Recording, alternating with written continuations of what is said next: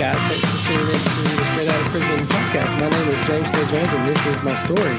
And this is Haley Jones, and this is his story that has now become a part of my story. So we're one step closer to your story becoming a part of my story. We are. The way we ended the last one was mostly about you. I was in Alabama, baby. And how you got here and all the things that on your birthday, but we didn't know it at the time. You were single and ready to mingle. I'm single and ready to mingle. It's time to do the thing.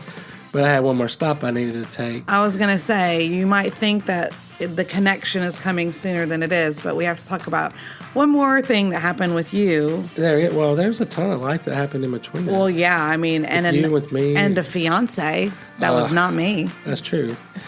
Now, I got to be honest. This is something that I put out of my mind, and I don't put a lot of stock in this, and it would be easy to skip over this and not even do it. But since we're doing everything and keeping it real, I guess we do need to tell this part of the story. But this will be a part of my story that I probably wouldn't even want my kids to know, just because it was kind of stupid. Yeah. But how do we want to kick it off? Okay, so let's see. Maybe just a little. We left off that I came here. And did we talk about me trying to find a job and all that? Did we talk about that? Not on this platform. No. Okay. So. But we left off with, we told your story, you got here. And then we talked about Shauna getting married. And, right. Just the end, just closing that chapter and knowing that all that was over with. And then I was just really my whole life was Kairos. That was all I did. I didn't have a lot of life outside of my business at that time. I was busy building my brand. I was struggling financially. I was living in the house with my mom, which was very humbling. Yeah, I didn't like it. Yeah, we did talk about that. But let's kind of move on a little bit to the next kind of spurt of excitement. Yeah. Tell us about it. I don't know if it was excitement because I feel like I know when something's not right. But then you have other people try to encourage you in other directions. But at the time, I mean, I agree with you. You do for sure. But there was something in you that made you move it forward. And y'all are probably like, what are y'all talking about? Like, he met a girl. I did. That he ended up getting engaged to. So that's what I'm referring to. Like you said, you could feel it wasn't right. Yeah. But still, there was forward motion that you kind of initiated, right? It was. I think for me, the biggest part was I was lonely.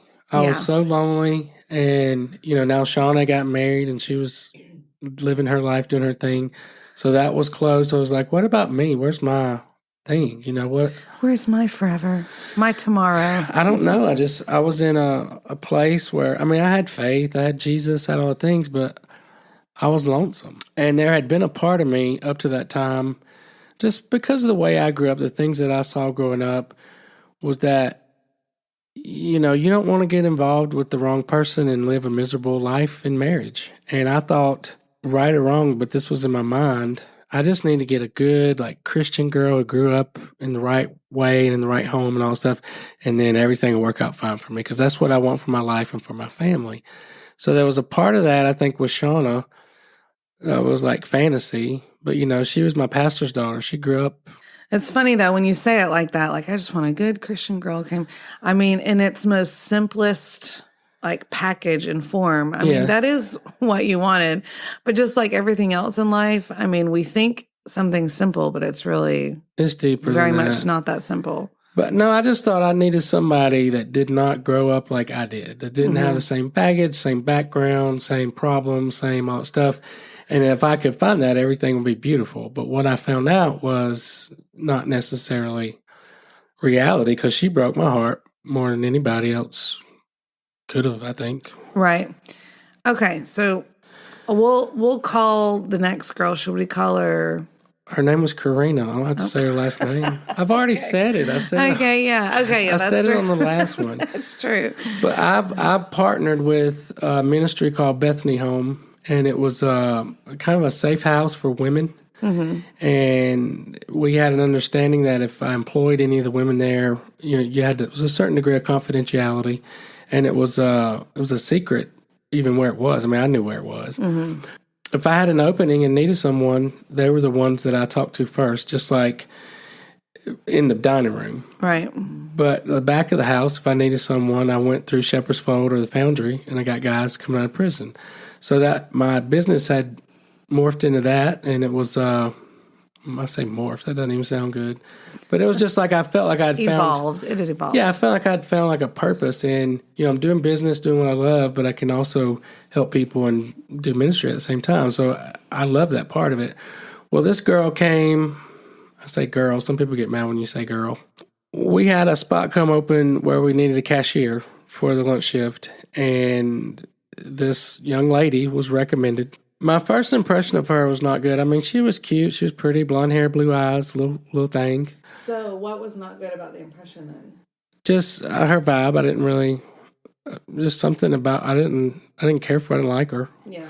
I mean, I'm not going to say that. I'm going to say, hey, I don't like you or tell anybody else that, but I didn't, it's something for me when you got somebody dealing with money and you get any kind of check, pay attention, I don't want people robbing you and stuff like that.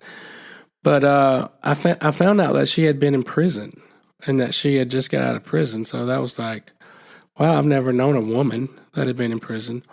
And so I started asking questions, and she had only been there for like 3 months or whatever, but she was obviously putting her life back together. Yeah. And I don't even know what happened after that. So you hired her. Yeah, she's working there every day, 5 days a week. But I started to get this pressure from Steve that he was always like wanting to tell me her story. And her story's like your story. I'm like, well, not really. Maybe, Yeah. But I was lonely. Yeah. And I felt like there was something weird going on. It was just my standard. You don't date people that work for you. Because I tried that at Leonardo's. It didn't work out. I had saw just so many disasters that happen in different organizations where you try to get involved with someone emotionally, but then you're their boss, and it's not good. Yeah. I mean, I even had context from, I had a server that worked for me at Leonardo's, Kalita, who dated little Tony for a little while, and just the disaster that came from that. And he wasn't even her like direct supervisor, but his dad owned the business.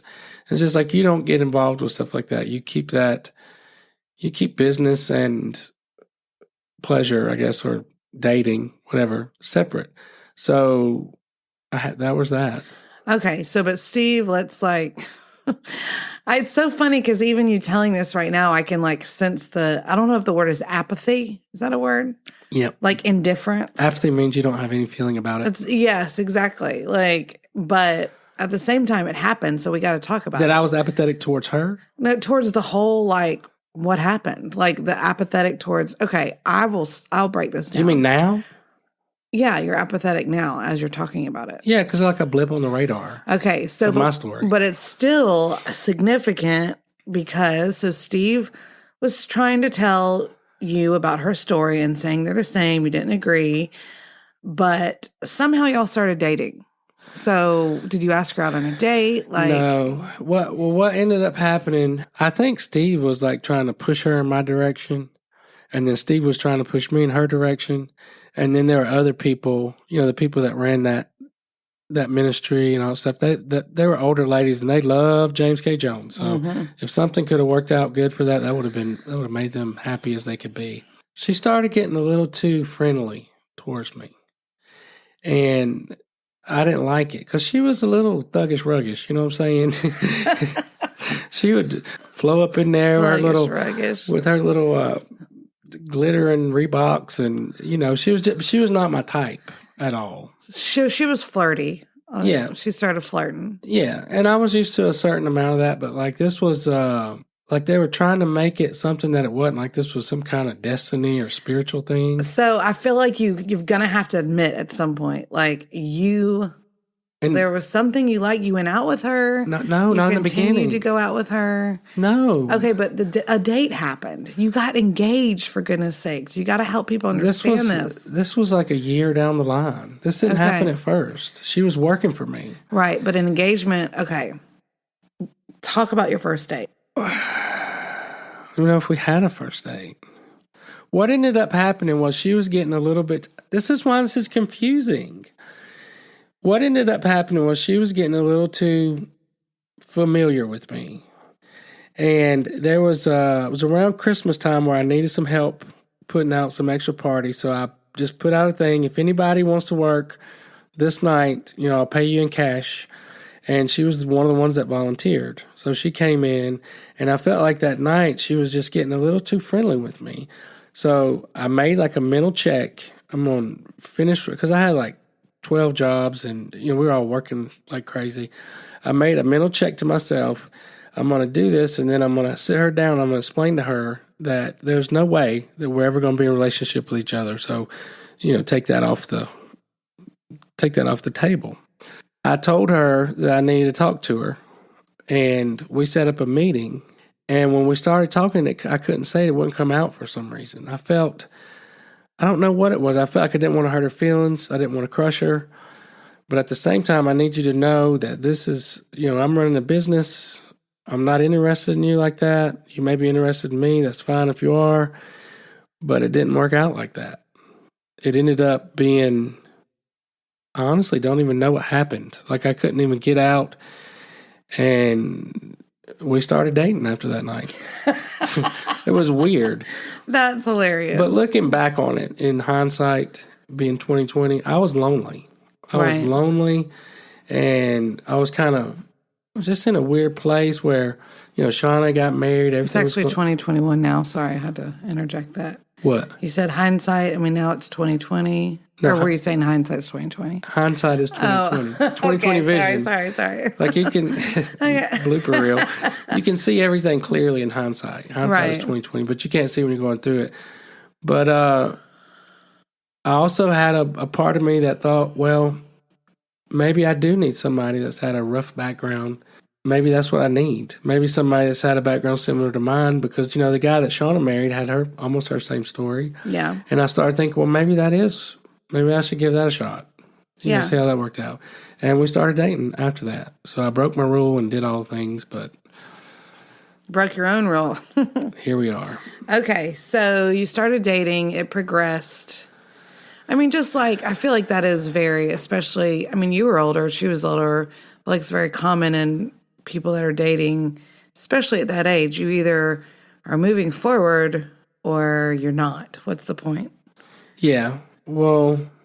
Because obviously you wanted to be married in general. I wanted a family. I was lonely. But she had 2 kids. She had a 9-year-old son that lived with his dad. And then she had I believe he was 1 or 2. He was still a toddler, still in diapers, that had gotten taken away from her when she got arrested. That was in foster care. Mm-hmm. So I don't know. I run from stuff like that. My red flags are you don't get involved with stuff like that. But I was taking counsel from Steve during all this when, I told him I had all these checks about all these things, and he was like, James, that is horrible for you to say. I think what I said was, I don't want somebody else's kids. I want my own kids. Yeah. And he's like, that's a horrible thing to say when there's so many kids out there that need daddies, specifically being Corinna's, her little boy, because the daddy was somewhere else. And I remember, he made me feel guilty, but at the same time, I was like, well, why don't you go be their daddy? I mean, if you're putting that on me. Well, I think the bottom line is... I noticed you and Lenora had your own kids. I know that creates... Because not some people are gifted, or I don't know what the word is. Called to do that. Yeah, they have a heart for that. Yeah. And some people are not. And it's part of the plan. Yeah. And it's great. And that's okay. But it wasn't for me. I wanted my own kids. Right. I wanted my own family.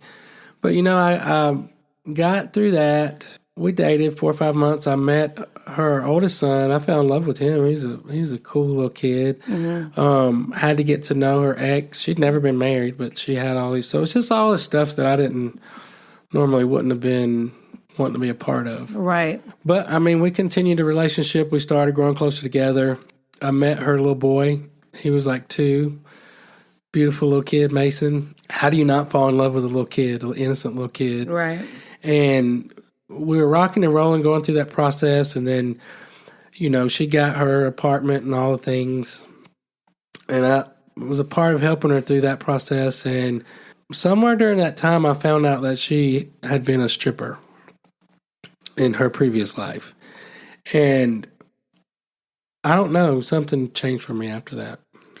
Okay, so I want to be careful now because I know that there's a lot of people listening to this podcast that maybe have that same story. Yeah. So Well, for I think you, we need to say why that bothered me so much. Yeah, let's talk about that. Not to put down on anybody. Like, nobody's sins are worse than my sins. My sins are just as bad as anybody's. But there was something about the being a part of that kind of a lifestyle that struck home with me, like, deep in my heart. And it was because when I was 10 years old, I grew up, we've talked about that in the podcast, but my mom married my stepdad when I was 2, and he was my dad growing up. I knew he was my stepdad, but he was my functional father. Right. When I was 10, my brother was 5, he started disappearing from our life, like for days. What happened was he was a driver for people making movies. Yeah. And he got involved with drugs, and he started going down that path. And then I don't know how they met or whatever happened, but anyways, he got involved with a stripper, and he ended up leaving us and, destroying my mom, taking my brother, running off. So you connected that stripper with just like really the breakdown of what was the only family you knew. Yeah, and that was the deepest pain I'd ever felt because that shattered our lives. Yeah. And it wasn't just that he got involved with a stripper and something happened. It was he got involved and then he divorced my mom and then he took my brother, ran off. Then he ended up marrying the stripper and then they had another baby. So it was just it was deep for me. Right. Like I can't be a part of it. Which I think it is important to tell that part because that really does explain why when you found out that she had been a stripper, it kind of brings up a lot of negative pain memories. Yeah. And pain and stuff too. Yeah. So I immediately, I knew I can't do this. I'm not doing this. So was that before or after y'all got engaged? You're pushing too far. We were not engaged. We were just dating. I know, but the way you're communicating this is confusing because you say you found that out and then you realize you can't do this. So I broke up with her. Okay. The end. Move on, nerd. Except it wasn't the end. It wasn't because something else happened during that process. Okay. I found my brother. I broke up with her. She was crushed. And I remember she told me, I believe that God told me that we're supposed to be married and have a family. And I was like, well, he didn't tell me that. So you need to figure that out. And I remember right after that happened that Steve got so upset with me. He was so angry with me. And I was like, what are you doing? Like, why do you even care? You mean he got angry with you regarding the Corinna situation? That I broke up with him. Yeah. So we dated total about 3 or 4 months. And I just got to that place where I knew I can't do this. This is not what I'm doing. And I remember his boys, Derek and Eric, they were helping me at Kairos. And they were retelling the story that he was walking through the house, throwing his hands up and down and saying, James is making a mistake. And they were like 17, 18 at the time. And I was like, well, what do y'all think about that? And they were like, I don't know. It feels like he's taking this way too serious. And I said, exactly. But I couldn't understand it. It was weird. It was just like, why do you care so much? Like I said, I'm not doing this. And then there was a part of me that felt like maybe he wanted me to move on, maybe Lenore, because they thought maybe if I didn't move on, I would try to rekindle something with Shauna. But that makes sense. I can see that. No, but I'm like, once she's married, well, maybe not, because she was legally married when we started, so I don't know. Yeah. I don't know, the whole thing just got weird for me. Yeah. But I had the thing about the stripper and all stuff, it was bitter and deep, and it was a pain that I felt, and I knew I can't unsee that, so I can't be a part of that. And then just the fact that, your kids live with somebody else and all this, I'm not doing all that. All right, so you just mentioned a minute ago that you found your brother. I did. There was all this stuff happened at one time. Right. So there was a lot packed in here. I guess if you look back on the story and you say that I was engaged to her, it is confusing. But we didn't just meet each other and get engaged. Yeah. We met, then there was a process where I was like, I would never date you. And then we started dating, and then I couldn't anymore, and I ended it with her. Okay. And I was done. Like I even told her, you need to go find another job. You can't work here. I mean, I feel like Steve talked me into this, and this is not something I wanted. It's something I knew wasn't going to work out anyways, and I'm just not doing this. So I broke it off with her. So then after you broke it off is about that time when you found your brother. I did. That was about the spring of 2011. So let's recap the details real quick about like how long it had been since you'd seen him. Yeah. And I mean, is it true that you had no contact at all with him until this point? And did you just, all the questions about that. Okay, I had one brief contact with him after I got out of prison. He was, my two top things was, I need to find my biological father and I need to find my brother. Okay. And I told people, I actually have this in a journal, that my brother got it worse than me. So I said, I believe he's probably either dead or in prison. And just after going through counseling and realizing just the dysfunction and stuff that we grew up in and all the pain and the heartache. And when I got out of prison in 1999, there was a new thing out called Google. Have you heard of it? Yeah. Well, I hadn't up to that point. My cousin LaDonna in Phoenix City, she told me I can find anybody with this new internet thing. And we found his aunt, and I reconnected with his aunt, Janet, who was my aunt when I was growing up. Right. And she told me that he was in prison in Florida. So it was crazy. Like I predicted that. I said that. Right. But we actually found out that at one point, when he first was arrested, he was a youthful offender, that he was at Lancaster and I was at Brevard, and we could have been at the same camp. We were at the same time. But his was different. His wasn't really like crime. His was like drugs and anger. Yeah. I think his first one was he beat somebody up in Florida in Panama City, went to prison for it. Okay, so you found him briefly when you first got out of prison. Did you make contact there? I wrote one letter, he wrote one letter, and then he got transferred somewhere else and we lost contact. Okay. And I felt like it's just not the time to try to reconnect with him. Okay, so that was 99. Yeah. So now fast forward to 2011. Yeah. And did you decide like, okay, now it's time? No, I always pray for him and I always keep that. And I always felt like when the time was right, it would happen, just like it did with my biological father. And I'm going to remind people right now before you say how you found him, because this always just hurts my heart, just about how he was taken from you almost overnight. Yeah. And you were how old? 10? I was 10, he was 5. And he was 5. Yeah. And y'all were just buddies. And, you almost felt like he was your kid, your baby. He was my baby when he came home. And so that changed overnight when his dad took him. And just left. And I never would have thought that would have been the last time I saw him. And from that point, when you were 10 years old, the next time you made contact was in 1999. Yes. When you were, okay. So heart-wrenching. So fast forward. Wait, no, pause. Yeah. There was one. I'm sorry. Just as I'm telling the story, it comes back. Yeah. When I was 17, I believe it was the same weekend that I found out that my dad was not really my dad. Uh-huh. My granddaddy was recovering from heart surgery. He was eating breakfast and he was like talking, and he said something about my stepdad, and he said his name, that he died. And I was like, what are you talking about? And my granny said, oh, he's just rambling. And my dad said, he's just rambling. And I said, is he dead? He's dead? And my granny said, I think so. I heard something. You'd have to call Denise and ask. And Denise was my aunt, my dad's sister. Mm-hmm. But she was friends with my stepdad. They grew up in the same neighborhood. Mm-hmm. She was the one that actually, my Aunt Denise was the one that introduced my stepdad to my mom while she was still married to my dad. So it's just all twisted up. Right. But that was always a source of conflict with the Joneses. So the guy that we're talking about is dead at this point. Your grandfather was your stepdad, which was Mike's dad. Yeah. Right. Okay. So I found that out, and I called my mom because I knew if he's dead, we can go get my brother. And this would have been 7 years later. So I called my mom, and she started crying. I was like, I don't know, but you need to figure it out. We need to go get my brother.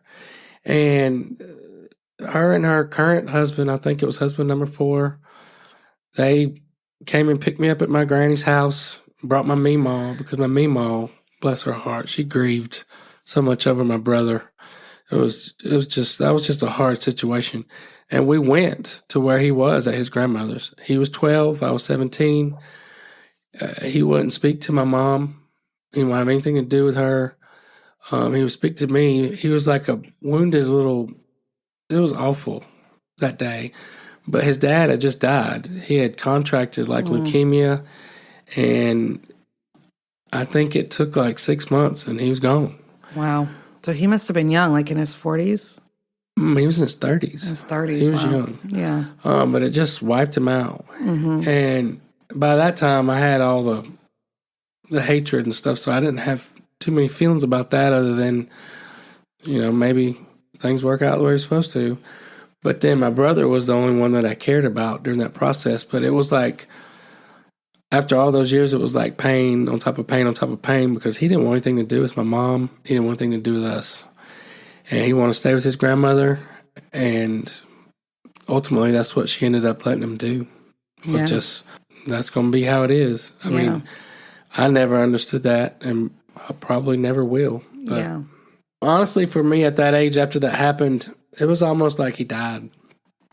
Yeah, I mean, you just never know. You said you'll never understand that, like what conversations, like what they talked about, what went down, especially for a kid who's developing. You just don't even know. But for you were a kid as well. Yeah. So I can see how the confusion, you just don't understand. Why wouldn't you want to come with your mom and me? You know?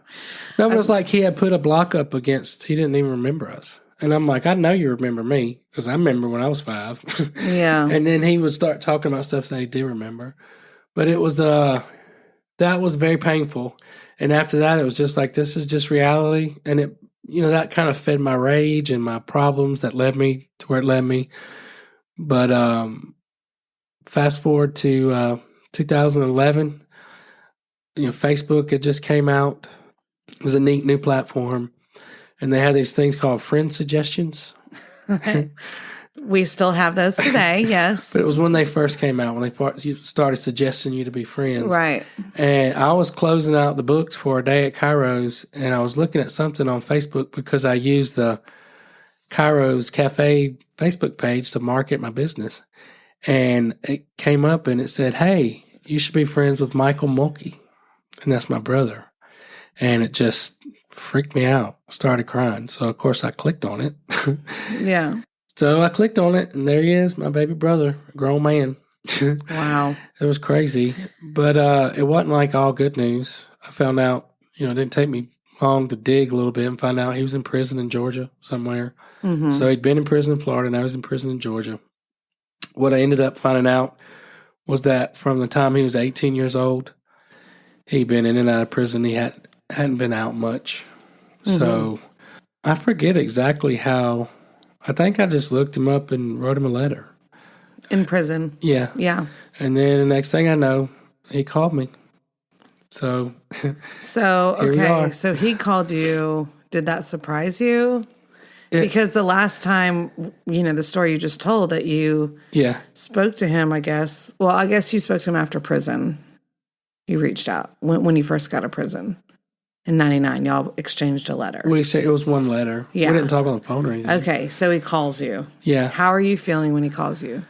I don't know. I just started crying. I couldn't stop. I think I cried for like 3 days. Wow. Just my baby brother. And, and he's in prison, so I know some of that, what it feels like. So we had that connection.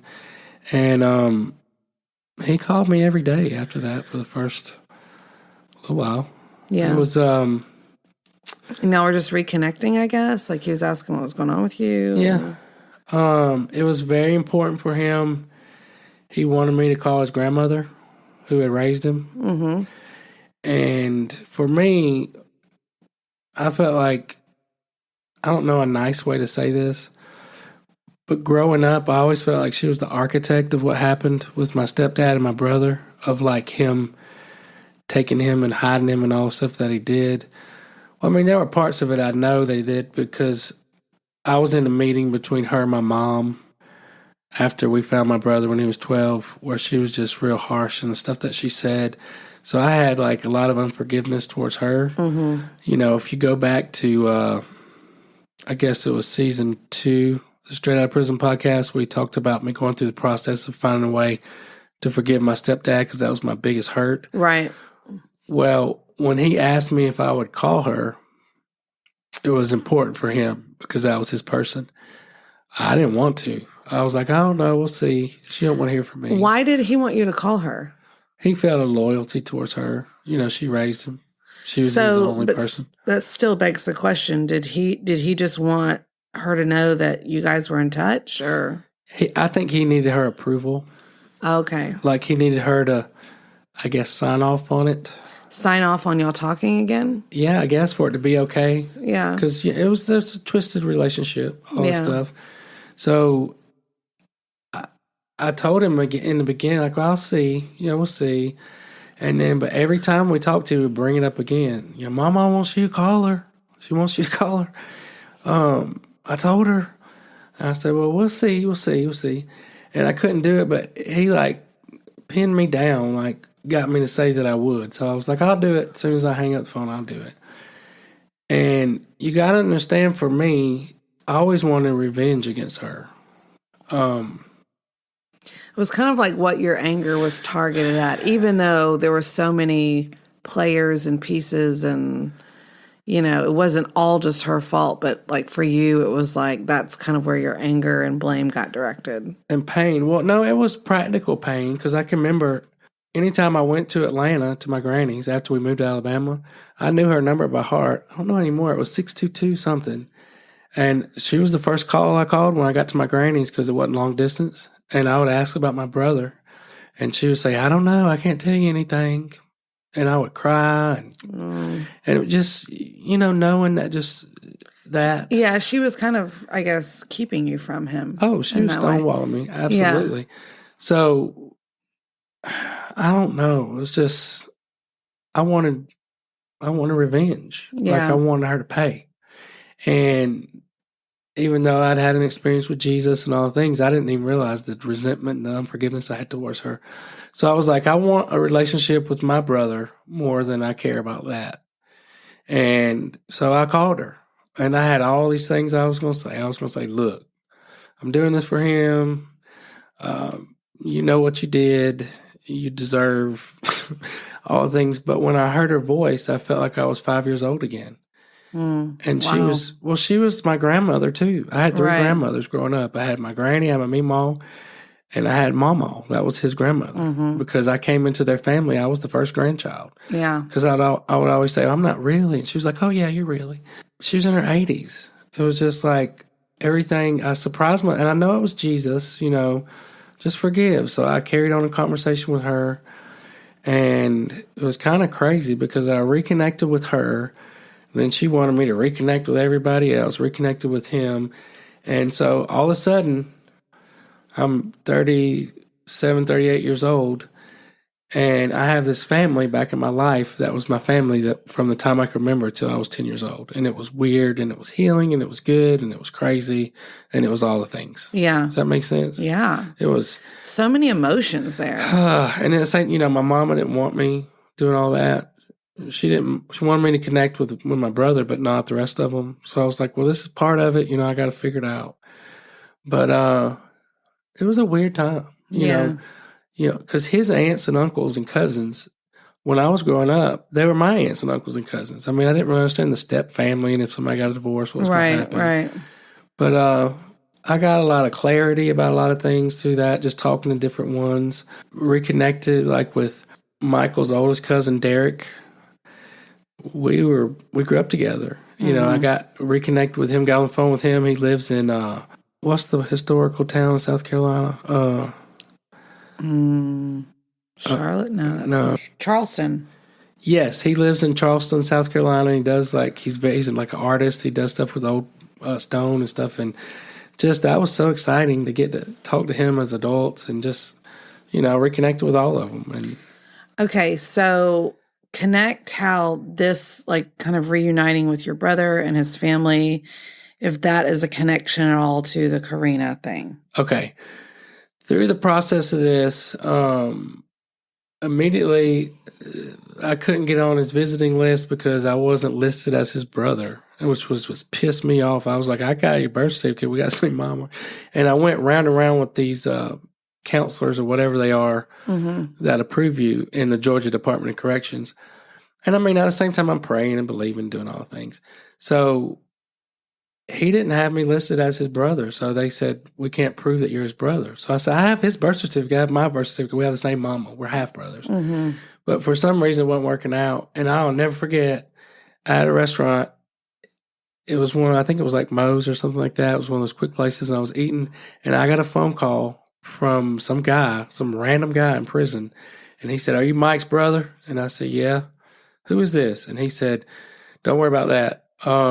He wanted me to call you. I'm calling you from a cell phone. I'll get in trouble for using this. He wanted me to call you and tell you his special visiting pass has been approved for this weekend. You can see him Saturday and Sunday. You just got to come. And I was like, are you sure? And he was like, yeah, I'm sure. And I couldn't believe it. I just broke down and started crying. And was like, I get to see my brother. I could not believe it. But I went to, he was right outside of LaGrange, Georgia. So I went to Phoenix City, spent the night with my cousin Lisa, and just got up early that Saturday morning, went and see him. And I cried all the way there. And I got to I guess we spent like 8 hours together that day. Wow. But then the lady up there said, this is special visiting pass. You can come back tomorrow if you want to. So she let me come back the next day. So I spent 2 full days with him. And it was just nothing earth-shattering. We just reconnected and talked. And, you know, I think his first question to me when he sat down was, he said, JJ, do you smack your food? And I was like, nope.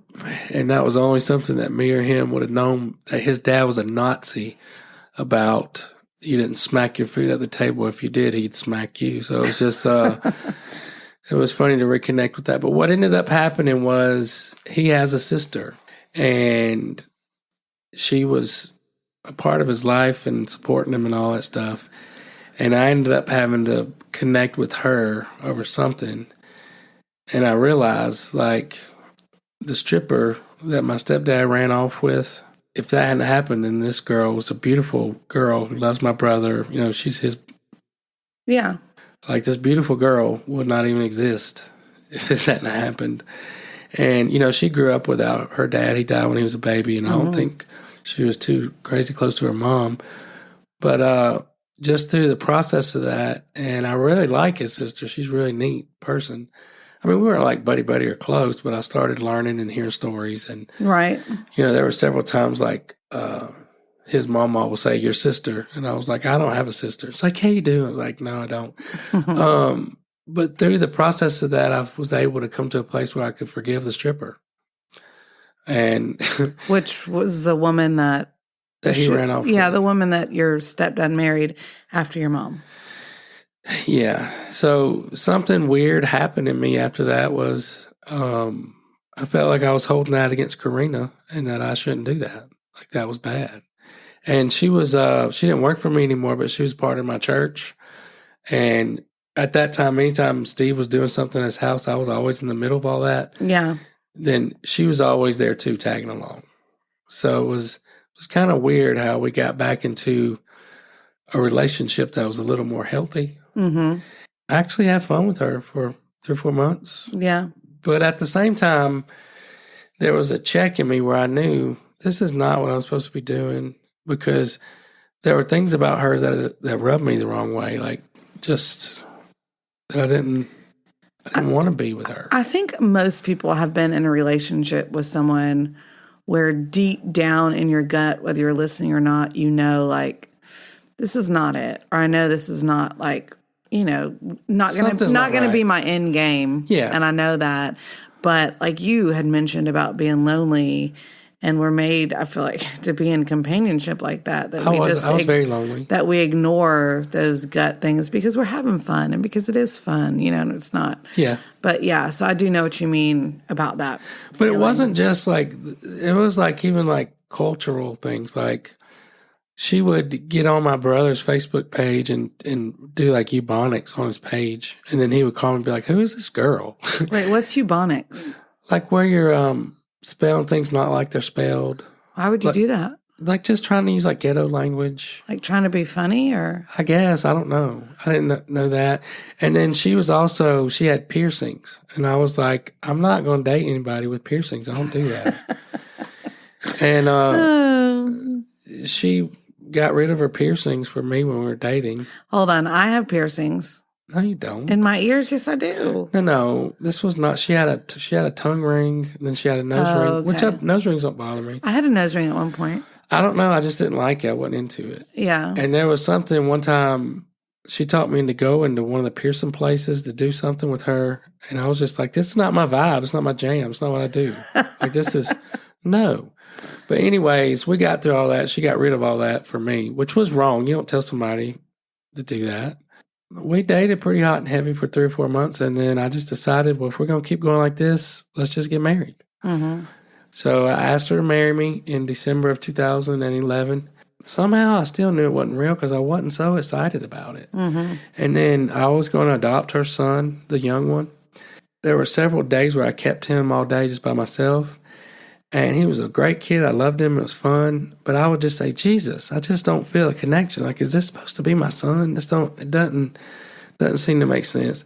But anyways, fast forward, we were only engaged for like 30 days.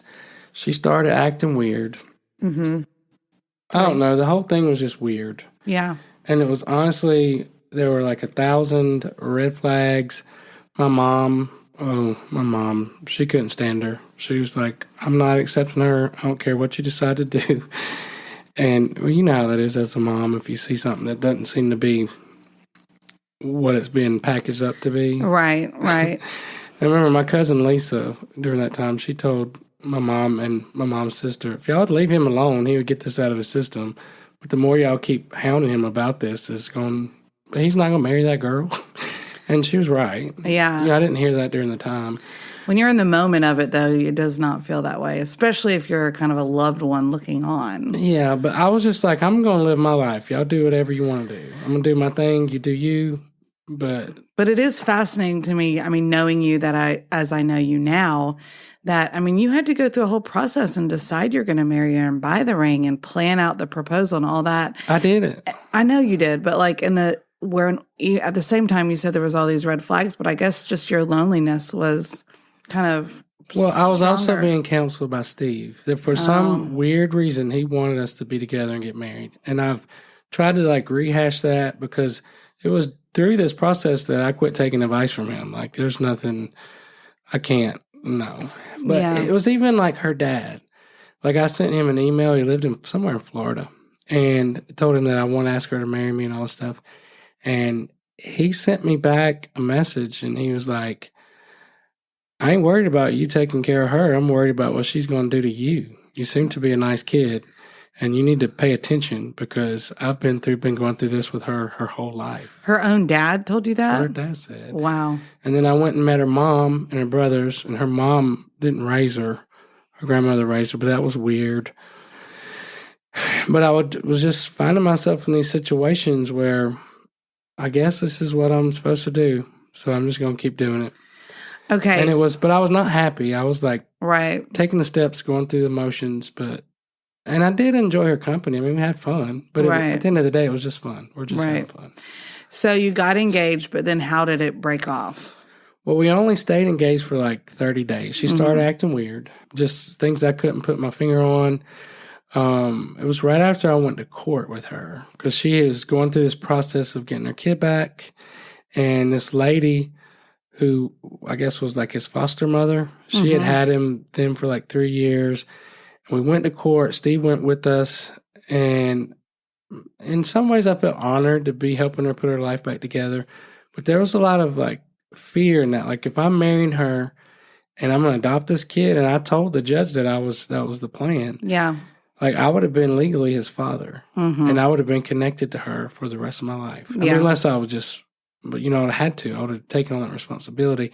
But right after we went to court and the judge granted her all her rights back and stuff, and all things were taking place, we were walking out of the courtroom, and the lady who was the foster mother of her son, somebody who's known her for years, she turned and looked at her and said, Corinna, this is the time. Now, this is where you usually unravel and everything goes bad, so you need to pay attention.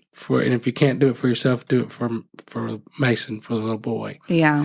And I just remember feeling like, what if I got myself involved in? Like, I don't want to be involved in this.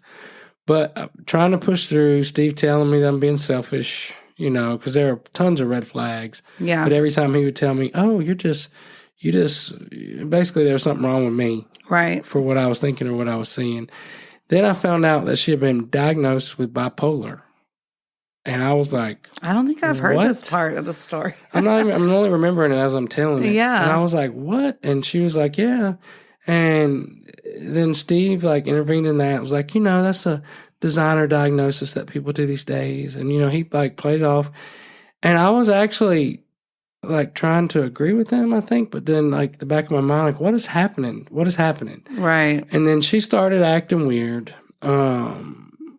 I took her some flowers. She worked in a salon. Mm-hmm. And I was out getting supplies for Kairos, and I bought her some fresh cut flowers. I was going to just surprise her, drop by there, and I opened up the door. I was just going to hand it to her and leave. And, surprise, just so happy. You're so sweet. Yeah.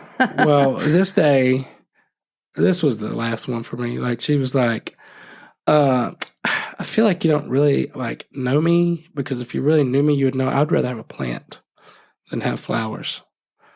And I was like, let me tell you something, little girl. I'll give my own little bleep, what I want to call her. No, I just said, you'll never get some flowers from me again, just so you know that. But then she started acting weird, and she was distant. And I'd helped her rent an apartment, and I was supposed to move in after we were married. It was just all these things. Right. And something happened where she wasn't returning my calls, and I felt like something weird was going on. And I went to her house. It was dark. So it was 8 or 9 o'clock, and she was just acting strange, and she wouldn't talk to me. So I was like, whatever's going on, you need to look me in the eyes and talk. I don't understand what's happening here. And I forget how I did it, but I was like, or you can just give me my ring back. We can call this off. We'll be done with that. And she put her hand out with the ring and shook her finger. So I went over there and just pulled the ring off and said, I'll holler at you. And I left. Holler at you. But I thought it was just a thing. So I forget what happened. You thought it was just a fight. Yeah. So she called Steve or something. And before I got home, which is also kind of weird and annoying. It was the same twisted thing as it was with Shauna. Yeah. It was it was just, anyways. But at this time, I'm still listening to him. Yeah. So we get back. I get in the car, head home. It's 10 minutes to my house. Before I got there, he had called, and he gave me this 30-minute lecture on why you don't take rings back. That's not the way you do it, and I don't know what I'm doing, blah, blah. So we get into this conversation back and forth. He makes me feel guilty. I turn my car around. I go all the way back to her house, and we're still talking. We're still talking when I park in front of her apartment on the south side. And he started asking me questions. And he said, I'm hearing more. Just wait. Just hold up. And then he started asking me more questions. And he said, I think she's using drugs. And I said, no. And he said, don't give her that ring back. And I was like, hold up, time out. All this talk we've been having, you've been fussing at me the last hour and a half or however long we've been on the phone. He had a saying, which is wise, and I believe it. He always says that time and the collection of the facts will tell the truth. Mm. So he was like, why don't we sleep on this tonight? You just head back home, but something's not sitting right with me. So the next morning, he wakes up, calls me first thing in the morning. I think I was still drinking my coffee. And he was like, I felt like the Lord spoke to me when I woke up this morning and told me that you were hearing from him and you're having discernment about this. And there's something bad going on with her, and you were right, and please forgive me for telling you to go back. And anyways, long story short, she was using drugs again. I can't be a part of that, so I immediately cut it off. We're done. But she had a phone that was mine that I told her I had to have back. It was an iPhone that I bought her. And I forget how it went down, but anyways, I told her, you going to give me my phone back? And she was saying, it's my phone. I was like, it's my phone. It's in my name. I'm getting my phone back. So I met her I think it was a parking lot of a Walmart.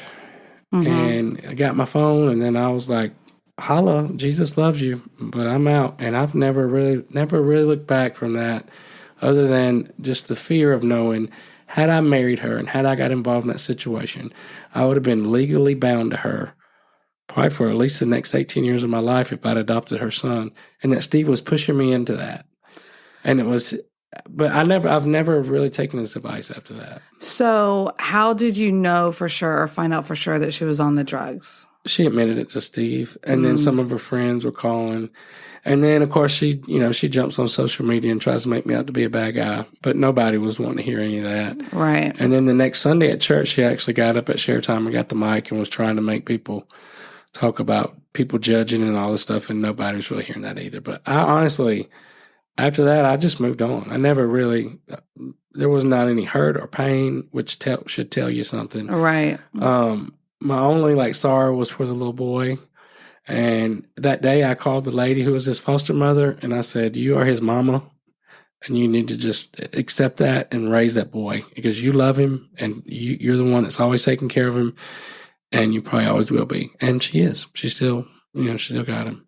Wow. But just the being on the edge of being stuck in a situation like that. Oh, I mean, yeah, like you said, just like a decision that literally would have affected the rest of your life in such a big way. I mean, I remember my dad used to always say that the single most important decision you make in your whole life is who you marry. Yeah. Because, I mean, when you're joining lives with someone, having children with someone, you gotta be... I mean, it's hard to know for sure, and that's why it's so scary. Yeah. To know the person that you're marrying, it's, it sounds so cliche, is a good person. It can make you or break you. Yeah, for sure. But for that situation, once I moved on, I blocked her on everything, all my phone numbers, and I don't think I've ever heard from her again. So I'm going to jump forward just for a second. Yeah. Because we're to the end of this episode. Right. But when you told me this story after our first kind of significant conversation that we had. About 6 months later. Yeah. You told me the story, I'll call it the Corinna story. I didn't give you details. I just told you I broke it off. Right. But I remember walking out thinking, because I knew you were engaged, right? And so I would say 98% of the time that means a lot more than what it did to you in that time. And you were saying exactly what you're saying now. I said I wasn't hurt by it. There was no... That it was... I mean, you're like, that was nothing. It was nothing. It was nothing. But I remember thinking are we sure about that? Which I think I was fine to question that because it didn't seem normal. But it was weird because I was like, somehow I believe him, but it doesn't seem... It's not typical, for sure not typical. No. And so... I never lost any sleep, batted an eye. I just felt relieved that I got out of that before I got in too deep. Yeah. That was my only... And then, worrying about the little boy. And I'll even, further solidify. I feel like even now, your story there has never changed. I've never sensed any type of... thing that was just in all of our conversations about her and your relationships and whatever. No, that was a blip on the radar. It's very obvious that your relationship with Shauna was the one that kind of really got a hold of you in multiple ways. I think that was part of it with her was that I was lonely and she was there and it made sense and I was trying to fit a square peg into a round hole and try to make it work. Mm-hmm. But thank God that I didn't keep trying. Because, but you know me, once clarity comes, okay, time and a collection of facts have made the truth known, and now it's time for James K. Jones to pop a clutch. I've actually used that. I just used it in the last few days. I can't remember who I was talking to, but saying I've heard it said, so that was a great piece of advice, that time and a collection of facts will be your, the truth, the telltale thing of how it's going to go. Well, we're supposed to look at people, believe the best, expect the best, hope for the best. But when you have all these things that start happening and then they start piling up, then things make sense. Right. Things start making sense. And I mean, too, to mention your gut instinct. I mean, even I know this about you aside from this story. Yeah. But your gut instinct is actually crazy how spot on you are. I can't think of a time you weren't spot on we know about. That's come to, because you just haven't, and a majority of the time you'll say, I don't know what it is. Yeah. But something doesn't feel right. You can't pinpoint specifically what it is, but your gut I feel is a very good indicator of what is. Well, it's just discernment. Everybody has spiritual gifts. Well, I have it too, I think. But that's my top one is discernment. Yeah. And it's gotten me in trouble more than it's helped me. How's it gotten you in trouble? Because I can usually, if I know something or see something before somebody else does, and then try to point it out, then people look at me like I remember negative Nancy. Yeah, or like I'm there's something wrong with me. That you're judgmental. That's true. Yeah, especially in like the circles I was running in with Steve. Because I think it was right during that time, the Alabama was playing Notre Dame for national championship, and there was a player. Oh, I know what you're gonna say. His name was Manti Te'o. Yeah. And they did this huge ESPN special on him that he was so committed to the game that his grandmother died and then his mama died and his girlfriend died, but he was just so committed to Notre Dame that he wasn't going to go to the funeral or go back to Hawaii where he's from. And I just knew that's not right. I mean, there's something. And they did a whole story piece on it. It was a big deal. Crazy. I said, he's doing that for attention. There's something ain't sitting right with me about that. And I remember Steve just like lashed out at me about that. Like, you are so judgmental and mean. So I was like, well, but then, 2 months later, it was national news. He made it all up. So that was crazy. I remember that. It was, but I knew there was no way that was a real story. Nobody's going to do that. Yeah, but you see something like that on a major network, on a major game. I mean, like, most people, don't question that. It sounded good. Yeah. It sounded great. But there was something I don't know. Yeah. Here we go. But anyways, I knew from the time I met her that she could be somebody I could be friends with or whatever, but not to get involved. But I got pushed into that. But to take responsibility of my own, I was lonely and I wanted someone. And I'm just thinking of this now, and as we're talking about it, that I do wonder if the situation of you finding your brother again and reuniting, I guess, connecting with him and the family in some weird way highlighted your loneliness. Oh, yeah. And feeling isolated, which then drove that relationship, like what you said, to what it was on the outside. But I remember, and I'll close with this, there was another, Sharon Denham was a lady who did prison ministry, and I knew her very well. We'd worked together for years, and she was her mentor. And I remember showing her the ring and telling her I was going to ask Corinna to marry me, and she said, that's not a good idea. She was blunt. Yeah. That's not a good idea. I don't think that's a good idea. And I remember I got offended at her. But she passed away a couple years ago, and I went to her funeral, Sharon Denham's funeral, with Lula. And I was trying to find some words to say to her husband, and I told him that story. And I pointed at Lula, and I said, she was blunt, and she was direct, and people didn't always take her the right way. But she always told you the truth. And if I had went through with that, I wouldn't have my wife or my boys or my girl or anything. So I really appreciate Sharon. Her life. Anyways, moving forward, Haley's going to be telling her story of I'm on the hot seat next time. She's coming to Birmingham, but she can't find a job. And I began the process of opening my second restaurant in a sleepy bedroom community of Birmingham called Cardindale. All right, we're getting closer to the intersection of our stories. It's super exciting. Good things coming. All right, guys, thanks for listening. We'll see you soon. Bye.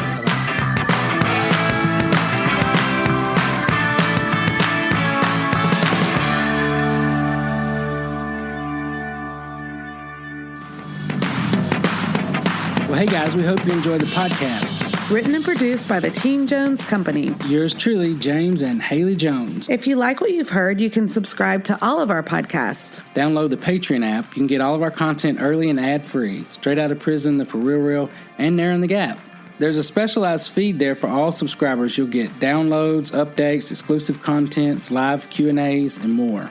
Or head over to teamjones.co/podcast and click on the Become a Patron button. And I'll also put that in the show notes. Other ways you can support us is to like and share, leave a rating and review, and support our sponsors. They help us provide this platform for free. Listen on Apple, Google, Amazon Music, Spotify, iHeartRadio, and more. And thank you again for being a part of our story. Oh, I love that.